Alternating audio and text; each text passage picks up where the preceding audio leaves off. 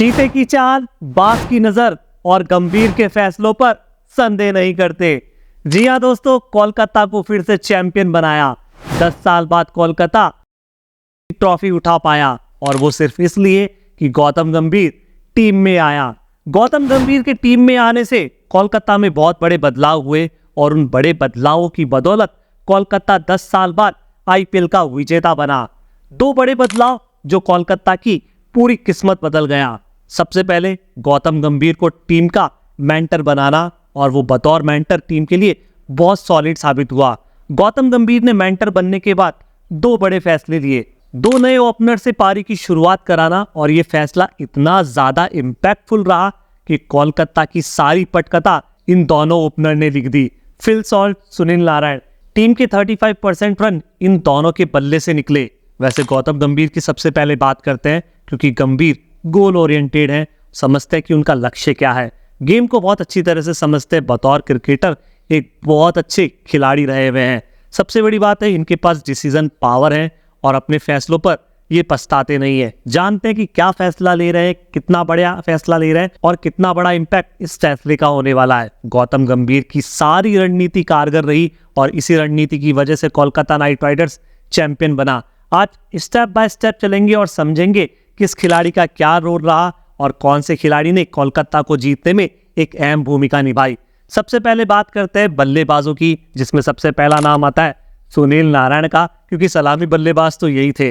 नारायण इनकी बल्लेबाजी में देखने को मिली और जिस तरह से इन्होंने बल्लेबाजी की सबको प्रभावित किया। काफी साल बाद सुनील नारायण केकेआर के लिए ओपन करते हुए नजर आए। ये इकलौता फैसला गौतम गंभीर का था।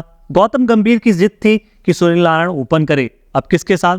फिल सॉल्ट ने भी बहुत अच्छा हाथ दिखाया, रन बनाए और बहुत अच्छा स्ट्राइक रेट सुनील नारायण के साथ फिल सॉल्ट का रहा। दोनों ने मिलकर इतनी अच्छी पारी खेली, लीग स्टेज में इतना अच्छा परफॉर्मेंस किया कि सभी टीमों को लगने लगा कि केकेआर की ओपनिंग स्लॉट से तो हमेशा बचना ही चाहिए। नंबर 3 पर आने वाले वेंकटेश अय्यर ने प्लेऑफ में कमाल की पारियां खेली। जिस तरह से प्लेऑफ में इन्होंने बल्लेबाजी की, ऐसा लगा कि प्लेऑफ में जो एक मिसिंग टच केकेआर की तरफ से दिख रहा था, वो वेंकटेश अय्यर की बल्लेबाजी से पूरा हुआ। ना सिर्फ क्वालिफायर 1 में बल्कि फाइनल में भी वेंकटेश अय्यर की आतिशी बल्लेबाजी हमें देखने को मिली। वेंकटेश अय्यर इतने इम्पैक्टफुल खिलाड़ी रहे नंबर 3 पर आके। जो नंबर 3 की समस्या कोलकाता नाइट राइडर्स देख रही थी, उससे जूझ रही थी, वेंकटेश अय्यर ने उस समस्या को ना सिर्फ समझा बल्कि उस समस्या पर खरे उतरे और बतौर बल्लेबाज बहुत अच्छे साबित भी हुए। नंबर 4 पर आने वाले श्रेयस अय्यर की कप्तानी पारी भी लाजवाब रही। बतौर कप्तान श्रेयस अय्यर भी बहुत अच्छे लगे। लगातार कप्तानी कर रहे हैं, पिछले 4 सीजन से कप्तानी का जिम्मा संभाल रहे हैं। और सबसे बड़ी बात कि जब जब किसी फ्रेंचाइजी के लिए कप्तानी करते हैं, वो टीम या तो प्ले ऑफ में या फाइनल तक जरूर पहुंचती है। 4 में से 3 बार श्रेयस अय्यर की कप्तानी वाली टीमें ऐसा कर चुकी है और इस बार श्रेयस अय्यर बतौर कप्तान बहुत उम्दा लगे, लाजवाब नजर आए और बतौर कप्तान टीम में एक बहुत बड़ा मैसेज छोड़ गए। मैसेज सेलेक्टर्स के लिए भी छोड़ गए, क्योंकि आने वाले समय में जब फ्यूचर इंडियन कप्तान की बात होगी, डेफिनेटली बेंच पर सेलेक्टर्स के बीच में श्रेयस अय्यर का नाम आएगा और इस नाम पर चर्चा जरूर होने वाली है। नंबर 5 पर आने वाले खिलाड़ी भी इम्पैक्टफुल है। Russell the muscle golden arm खिलाड़ी है, ऑलराउंडर के तौर पर टीम का हिस्सा है। सबसे अच्छी बात, जो पिछले 2 साल से रसल का परफॉर्मेंस निकल कर नहीं आया, इस सीजन आया।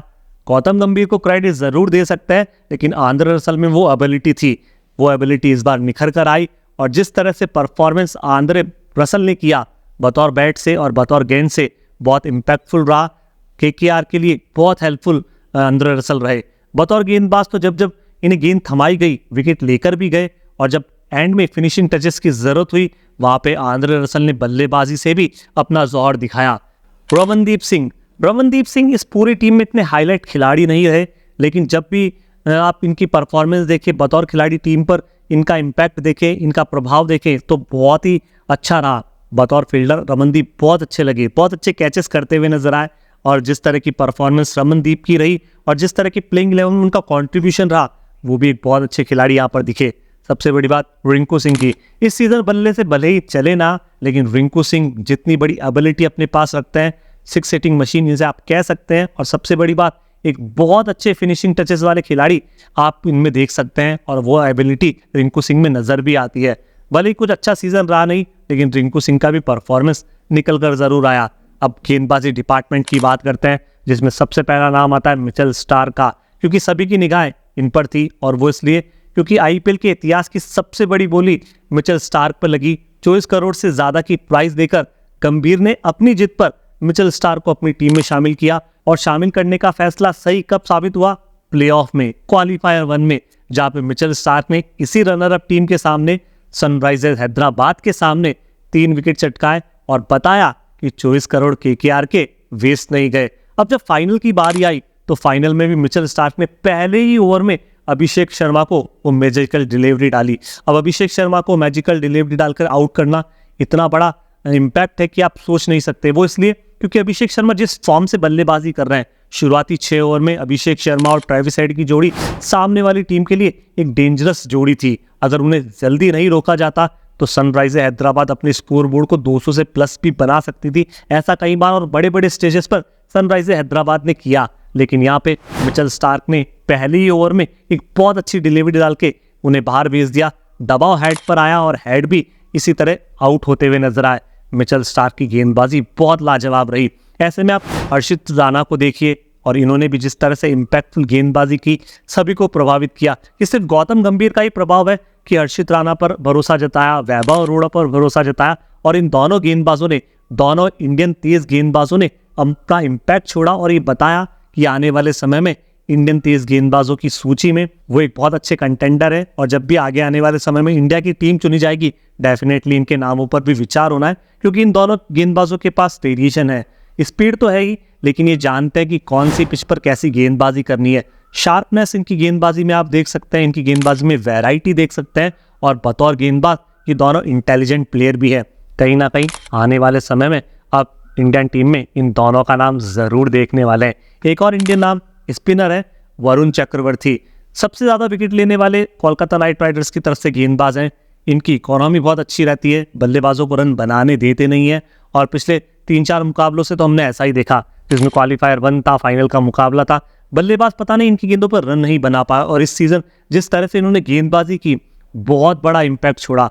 10 ओवर बाद गेंदबाजी करने आते हैं और ऐसा लगता है कि यार अब वरुण चक्रवर्ती पर सामने वाली टीम हमला करेगी और बड़े शॉट खेलने की ओर जाएगी, लेकिन वरुण चक्रवर्ती की इतनी अच्छी गेंदबाजी रहती है कि सामने वाली टीम के बल्लेबाज इतना खुलकर प्रहार कर ही नहीं पाते, क्योंकि उनकी लेंथ बहुत अच्छी होती है, लाइन बहुत अच्छी होती है, और एक ही टप्पे से गेंद को अंदर और बाहर की तरफ लाना जानते हैं, जो बल्लेबाजों के लिए बहुत मुश्किल साबित होता है। इनकी गेंदबाजी में भी पूरे सीजन हमें वेरिएशंस देखने को मिला। सबसे बड़ी बात कोलकाता नाइट राइडर्स की सीजन ये रही कि इन्होंने अपने प्लेइंग 11 के कॉम्बिनेशन में बदलाव नहीं किया। एक आधा मैच भले ही आ रहा हो, लेकिन हमेशा अपने प्लेइंग 11 को उसी के साथ चलाया जो लगातार जीत दिला रहा था। लेकिन पिछले कुछ सालों के प्लेइंग 11 के कॉम्बिनेशन को इस साल के प्लेइंग 11 से कंपैरिजन करें, जहां पर पिछले कुछ सालों में हमने देखा कि हर मैच में प्लेइंग 11 में बदलाव हो रहा था, लेकिन इस बार ऐसा बिल्कुल नहीं हुआ। इसका सबसे बड़ा कारण था कि गौतम गंभीर की प्लानिंग, जहाँ पे वो बहुत अच्छी तरह से एग्जीक्यूट करते हुए नजर आए, और इनकी प्लानिंग इतनी कारगर रही कि वो कोलकाता को चैंपियन बना गई। आपका क्या ख्याल है, और आपको क्या लगता है कि वो कौन से कारण रहे जो कोलकाता को इस बार चैंपियन बना गए? कमेंट बॉक्स में आपकी राय का इंतजार। शुक्रिया, बहुत बहुत धन्यवाद।